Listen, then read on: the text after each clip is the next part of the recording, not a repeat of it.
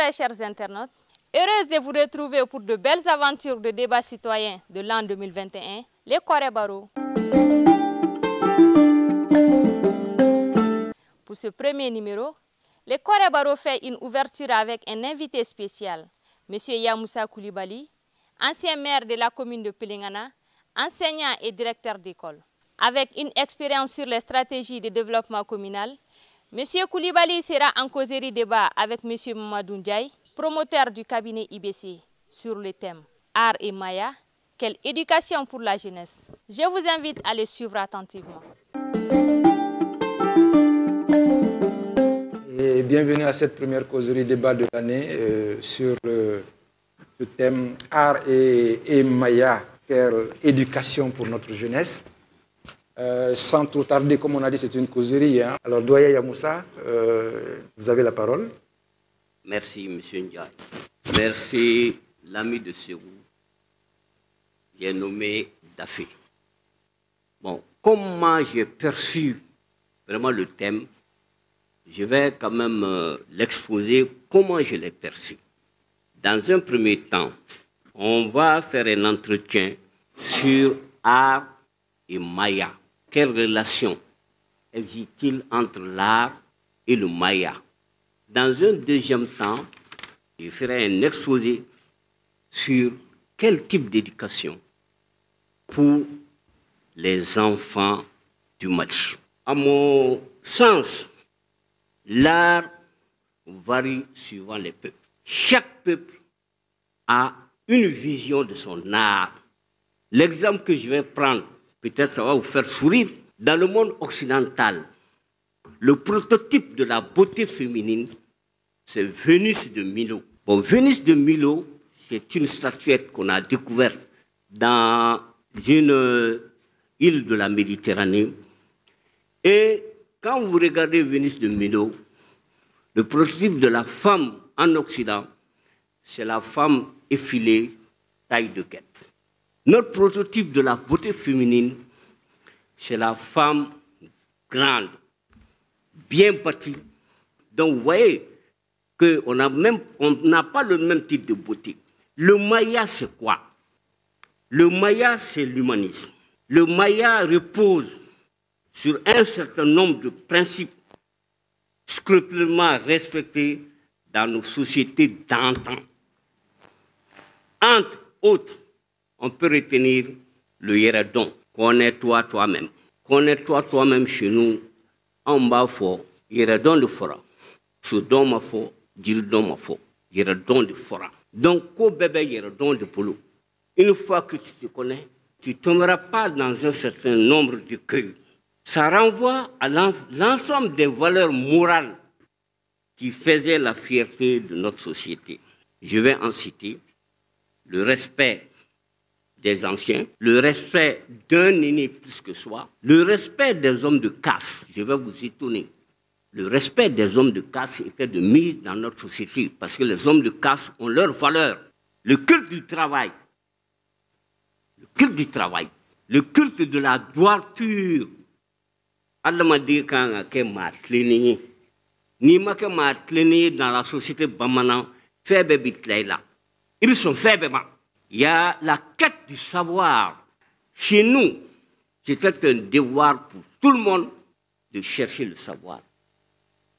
Et il y avait un système d'initiation chez nous qui a disparu. Et cette initiation passait par 6 phases. Ça a disparu, mais c'était de mise. Et chaque cycle d'initiation est une école en soi. Le premier, ça c'est pour les incirconcis. Black Row. Bon, leur société commençait de 7 à 25 ans. On était circoncis chez nous en milieu Bambara à partir de 25 ans. Donc, ils ont leur monde à part et ils ont leur école à part. Après, il y a le Komon, après, il y a le Konon, après, il y a le Nama, après, il y a le Chiwara. Le Chiwara, c'est l'école des plantes, c'est l'école des rites agraires. Et enfin, nous sommes là, il y a le Corée. Le Corée, c'est le sommet. Quand tu arrives à ce niveau, tu es un vieillard. Et là, tu transmets ce que tu as appris au reste de la société. Donc, je dis le respect aussi de nos rites unanimement acceptés. Chez nous, il y avait les rites.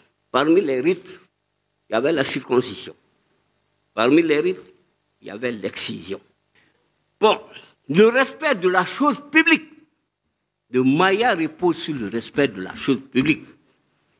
Quelqu'un qui s'évertuait à voler dans le village et que tu as été pris la main dans le sac, il fallait quitter le village. C'est pour cela, quand vous rentrez dans un village Bamana, il y a deux portes. Il y a la grande porte, d'Aba, c'est la grande porte. Il y a la petite porte, ce que les Égyptiens appelaient la fausse porte. En bas, il faut denda. Il y a Koudjouké, il y a des gens qui ont fait. Moi, quand il y a bon, il y a des gens qui ont fait. Ensuite, les murs, en milieu Bambara, n'étaient pas du tout élevés. C'était pour permettre aux malfrats de quitter facilement le village. Le Maya, bref, c'est donner la prééminence à notre culture. C'est ça le Maya. Un Maya bien appliqué débouche inéluctablement sur une société en équilibre. Y a-t-il une relation entre le Maya et les arts? J'ai dit oui. Quand il y a équilibre social, tout se passe très bien. Les arts vont s'épanouir. Mais quand il n'y a pas équilibre social, bon, tout va aller en volo, tout va aller en s'éclatant. C'est parce que le Maya est rompu aujourd'hui dans notre société que notre société est en crise. Des choses qu'on n'a jamais vues dans nos sociétés, on les voit aujourd'hui. Le banditisme de grand chemin, le djihadisme, ça, c'est des choses qui sont venues parce que notre Maya n'est pas appliqué. La corruption est venue, l'enrichissement illicite est venu parce que le Maya n'est pas bien appliqué. Bon, quand le Maya est bien appliqué, les résistances populaires récurrentes vont revenir. Et avant la circoncision. Demain, c'est la circoncision en milieu Bambara. Aujourd'hui, qu'est-ce qu'on va faire? Aujourd'hui, c'est le solochi. Le solochi, c'est quoi? Ceux qui sont appelés à être circoncis, ils jurent, je ne vais pas pleurer. C'est ça le solochi. Donc, il y a une résistance populaire qui est là, que l'on fêtait. C'est l'école des braves, le solochi. Mais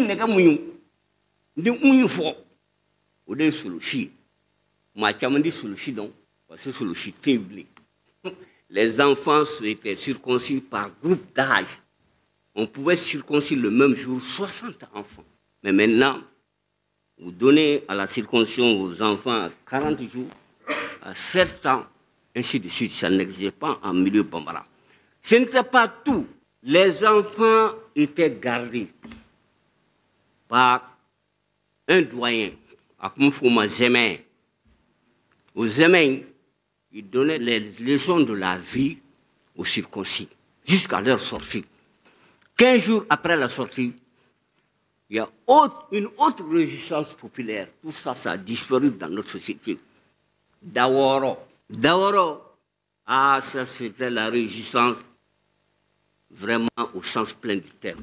Ensuite, quand il y a le Maya, nous on était habitués aux contes.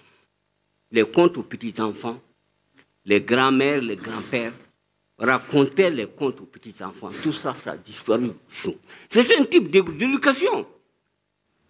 Bon, Senghor et Ablaye Sadji se sont évertués à ramasser les contes au Sénégal. Ils ont fait un livre, Luc le Lièvre. Luc le Lièvre, bon, il y a pratiquement toutes les contes là-dedans. Et si vous lisez Luc le Lièvre, nous on a lu ça quand on était vraiment au premier cycle. Hein. C'était très intéressant. Le lièvre, c'est Luc, c'est l'intelligence. Bouki, c'est Lien. Lien symbolise la bêtise. L'oncle Gaïndé, le lion, ça symbolise la puissance. Donc ces contes, quand vous les lisez, enfants, vous tirez absolument des leçons. Bon, il y a le vieux Sadjan Traoré de Sang, qui a écrit un livre aussi à l'écoute des vieux du village. nous ne lisons plus. À l'écoute du vieux du village, il a essayé de ramasser les contes qui sont dans le tiroir de sang. Et il vient de publier aussi un livre sur les proverbes bamana. Mais notre problème aujourd'hui, c'est que les enfants ne lisent pas, on ne les pousse pas à lire. Quelqu'un qui ne lit pas, qui n'a pas une culture intérieure. Donc, les contes étaient là, et les contes, on est en train de les perdre. Mais enfin, voici ce que j'ai pu dire sur le Maya, relation Maya-culture. Si le Maya marche, l'art marche. Si le Maya est en dérive, l'art est forcément en dérive. Je vais donner un petit cours de comptabilité. En comptabilité, le bilan, c'est quoi? C'est un actif et un passif. L'actif, c'est tout ce qui t'appartient. Tout ce qui t'appartient, qui est à toi. Et le passif, c'est tout ce qui vient d'ailleurs et qui justifie tout ce qui t'appartient, qui peut être le fait la contrebalance de ce qui t'appartient. Et pour comprendre quelque chose, il ne faut pas seulement raisonner sur l'une des parties et oublier l'autre. Prenons l'Occident. Le doyen a dit que l'Occident se caractérise par l'argent, le profit, la jouissance, le libertinage, etc., etc., etc. Mais ça, c'est le passif de l'Occident. Mais l'Occident, pourquoi ils arrivent à vivre mieux et à être plus humains aujourd'hui en ayant tout ça? Parce que de l'autre côté, il y a ce qu'on appelle le système.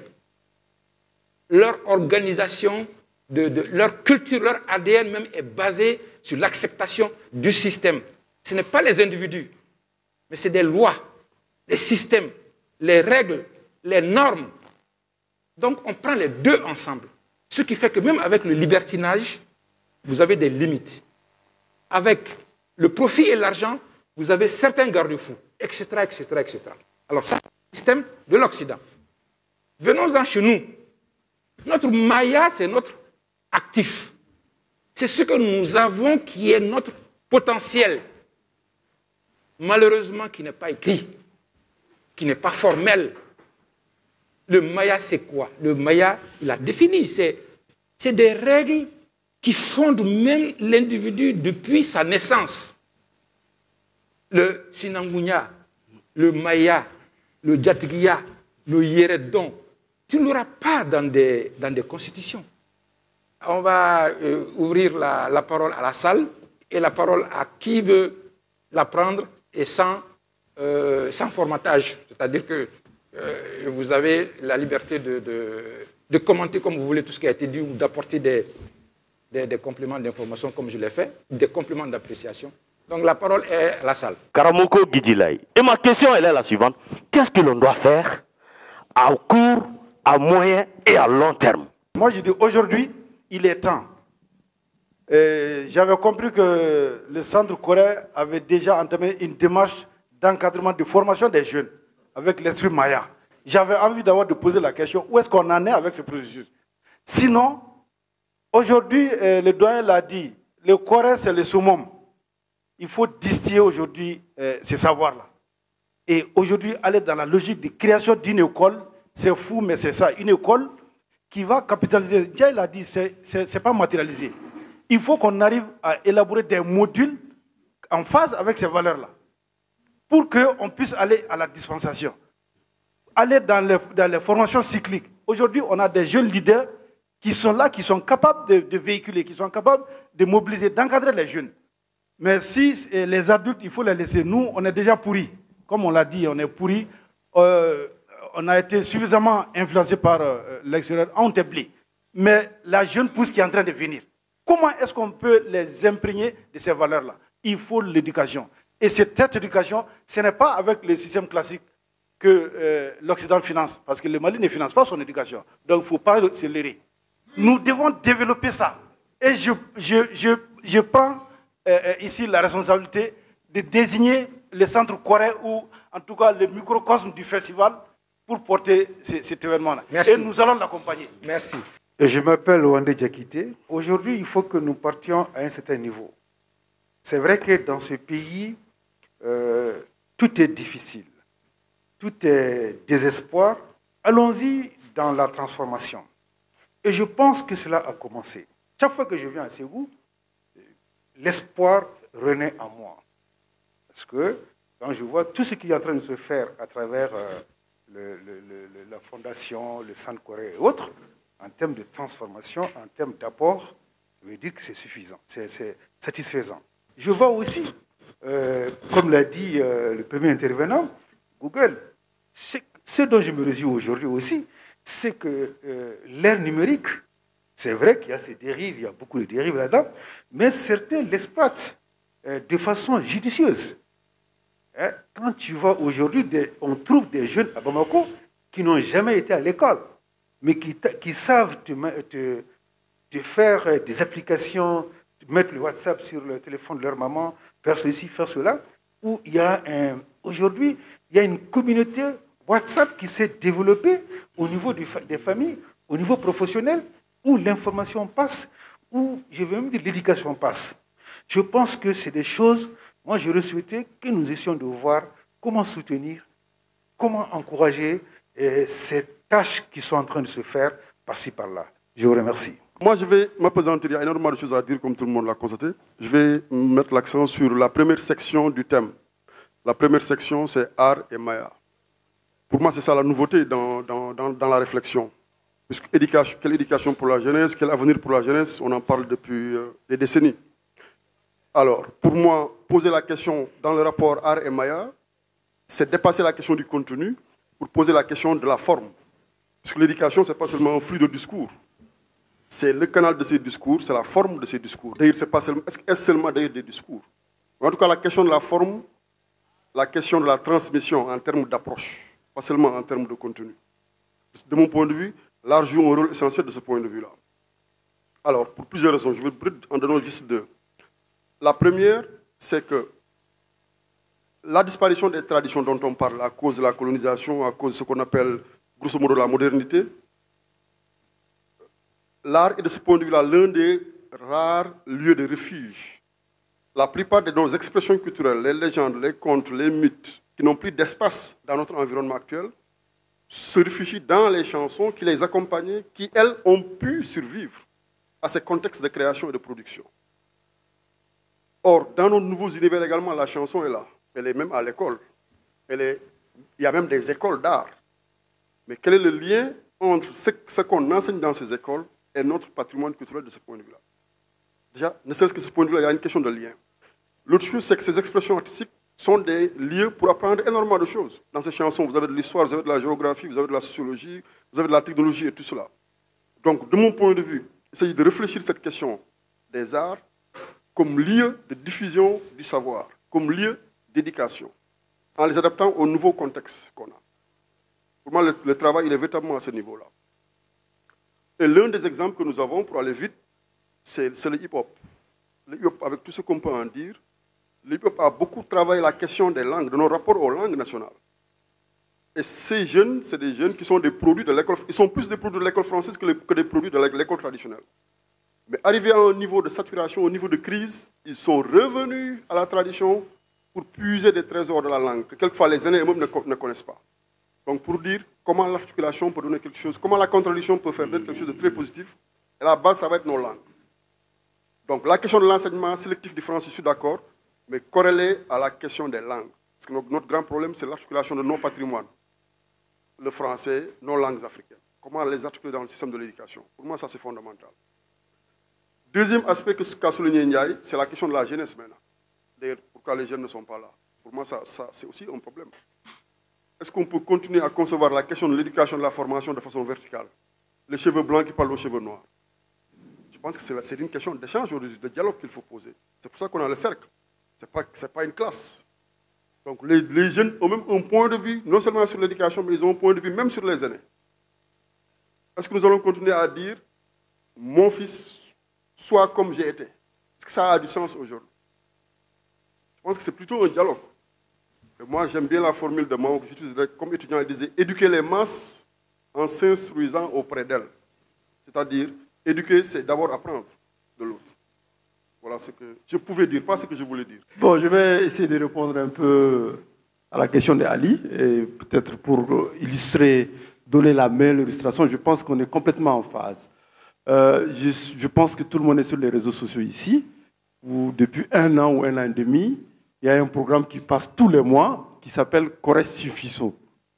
Alors c'est un cadre d'encadrement qu'on a mis en place au Centre Corée avec 2 enseignants qui enseignent dans cette salle même les enfants, on va dire de 6 à 10 ans, tous les mois sur des thématiques.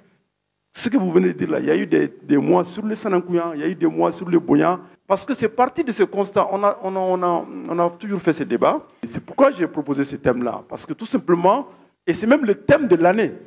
C'est-à-dire que pendant toute l'année, on va parler art et maya. On est en train de travailler sur une publication art et maya qu'on doit présenter l'année prochaine dans certains forats. Mais on a aussi, on termine l'année avec une réunion panafricaine sur art et maya, sur le même thème. Ça va être un forum panafricain de la jeunesse africaine de toute l'Afrique, va se réunir à Ségou ici par rapport à cette thématique-là. Alors, ce qu'il faut retenir, c'est que le travail a commencé. On est en mode solution. Je crois que Wané l'a rappelé. Nous, on avait un concept à la 2e édition du festival, c'était se mettre en mode solution. Parce qu'on s'est dit, on est parti du constat, on avait fini de décrire le problème. Le problème, il est connu. Maintenant, qu'est-ce qu'on fait? Comment on fait? Voilà, donc je pense qu'aujourd'hui, ces petits espaces, parce que quand tu prends le Corée Barreau, ça c'est un peu les adultes qui transmettent aux jeunes, mais si tu regardes dans la salle, 60% c'est la jeune chez les jeunes qui sont là. Nous devons être résolument conscients que ça ne va pas se régler dans notre époque, et même peut-être pas dans l'époque de nos enfants, tellement que l'abîme, tellement c'est gâté, c'est complexe. Mais par contre, quand tu fais 1000 km, tu fais le premier kilomètre. On commence à construire à la base. C'est-à-dire que c'est cette petite action que nous, on a commencé en miniature ici, c'est d'où le thème, d'où cet espace. Donc, on a 2 espaces, il y a le Corée Baro, il y a le Corée Suffiso. Quand tu regardes dans l'histoire de Ségou, il y avait le Suffiso et le Mobasso. C'était le même cadre. Et dans l'exposé du professeur, il a dit quelque chose de très, très important. Et aussi, Moundiaï a ajouté le début de formalisation qui commence comme ça. Parce qu'il y a d'autres centres qui peuvent... Même à Ségou, déjà, on peut avoir 2 ou 3 espaces comme ça. Il n'y a pas que des crises, il y a de l'espoir. Maintenant, à partir de cet espoir, qu'est-ce qu'on construit? Avec qui et comment? Pour moi, c'est ça la question. Je vais juste, quand il a fait sa présentation, par exemple, il y a 2 ou 3 choses qui m'ont frappé. Quand il dit, bon, le Maya, c'est d'abord la relation à la chose publique. Ça, aujourd'hui, la relation du citoyen à l'État, c'est quelque chose que, voilà, je discute un peu partout, mais tout le problème, c'est ça. L'État est perçu comme quoi? C'est une marmite, c'est là où il faut aller s'enrichir, c'est là où il faut aller manger, c'est là où... Donc ça, par exemple, c'est des trucs sur lesquels on peut travailler. La question de l'intégrité, il en a parlé, quand il a parlé de corruption. La question même de la tolérance. C'est vrai que le gars, il est chassé du village, mais on fait les murs assez bas pour lui permettre de partir, ou on lui donne même une petite porte pour qu'il s'en aille tranquillement. Ce sont des aspects, des valeurs, des aspects culturels qui peut-être peuvent être dans ce curriculum que le Centre Corée peut former, mais aussi avoir d'autres qui peuvent venir ici et porter ce message. Donc, je pense qu'il y a du travail, mais il y a de la matière. Et c'est bien que ce soit dans un cadre comme ça, que ce ne soit pas toujours formel, M. Ndiaye. Merci. Moi, c'est Karamoko Moussa Balabalo. Moi, ma question, elle est la suivante, et elle s'adresse directement à mon professeur Koulibaly. Il l'a dit en sa façon, en avant, en amont, et avant, pendant et après. Mais moi, je vais dire, est-ce qu'il est possible réellement de retoucher cette première école, les colons, les communs et tout? Est-ce qu'il est possible? Est-ce que c'est possible? Nama Sigo Madron, Yeredon Fangle Meta Kantou. Merci. Hassan Kone, et moi je suis journaliste. Ma question, c'est de savoir qu'est-ce que le conférencier pense de l'impact des 2 religions révélées sur toute la transformation sociale dans notre zone ici. Bon, maintenant on a aussi fait un grand constat. On est aujourd'hui dans l'époque du digital. Hein. Je pense que par exemple cette rencontre, on a des possibilités numériques pour la dupliquer à travers le monde. Voilà. Il faut qu'on réfléchisse pratiquement à comment utiliser, parce que à l'épreuve de la COVID-19, on a vu qu'on s'est installé dans un dispositif de comme on appelle ça, de sélection naturelle qui ne dit pas son nom. Et si on ne prend pas rapidement le devant, on risque de perdre sur les quelques années qui viennent le maximum de nos détenteurs de toutes ces connaissances-là. Pourquoi ne pas réfléchir rapidement à mettre en place un dispositif pour documenter de façon digitale et aller rapidement à cela pour une transmission beaucoup plus large de certaines valeurs sociétales. Merci. Je m'appelle Suleiman Tangara, étudiant écrivain. J'ai pu constater que deux choses essentielles semblent caractériser le Malien. La première chose, c'est quoi? C'est cette passion éperdue pour des futilités. La seconde chose, c'est quoi? L'oubli de soi, dont la conséquence immédiate est ce qu'on appelle l'égarement. Alors, mesdames et messieurs, chers aînés, face à cette donne assez déplorable, est-ce que la culture malienne ne peut pas être considérée comme un mort en sursis? Est-ce qu'il est possible de revenir à l'initiation traditionnelle? C'est difficile. C'est difficile pourquoi? Parce que la majeure partie des Maliens ont embrassé soit l'islam, soit le christianisme. Dans l'éducation traditionnelle, il y a ce qu'on appelle sonibala. Les fétiches sont là, et les fétiches, il faut les vivifier. Donc les deux religions monothéistes n'acceptent pas ça. Moi, personnellement, j'ai été initié au Ndomo. Bon, le comment, comme on le dit, c'est des sociétés secrètes. C'est des sociétés qui sont fermées. Et toutes ces sociétés-là ont des rites.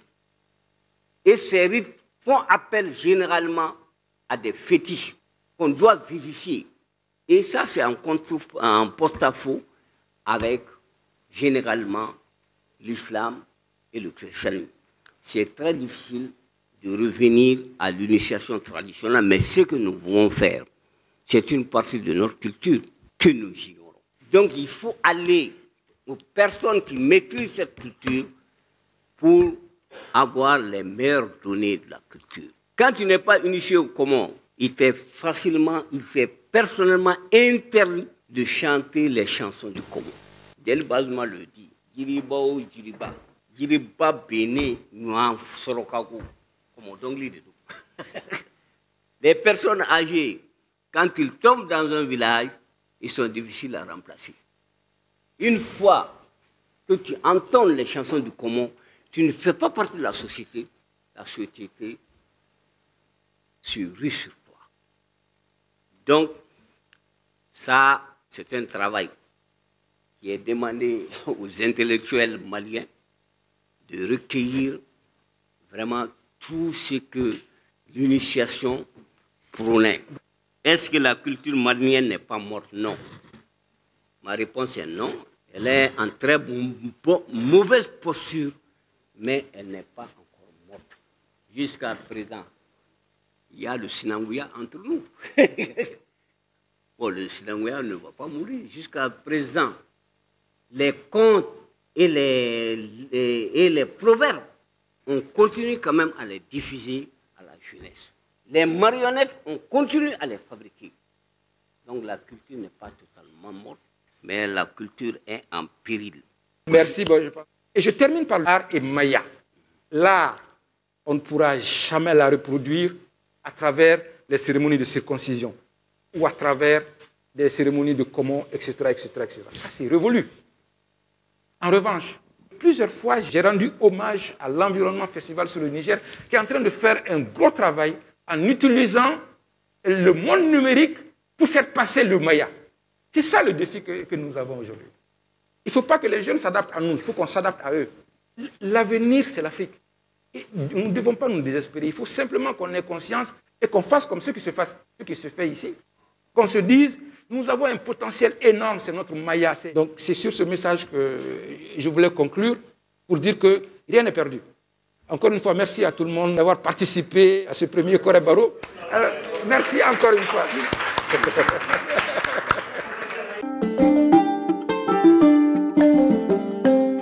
Chers internautes, nous sommes à la fin de cette émission. Ainsi, d'après notre invité, L'éducation civique et morale n'aura de portée durable que lorsqu'on porte en haut le règlement. Merci de nous faire parvenir vos commentaires sur la page Corée Web TV, via Facebook, Instagram et YouTube. Enfin, à nous revoir le premier samedi du mois prochain pour un nouveau numéro. D'ici là, portez-vous bien.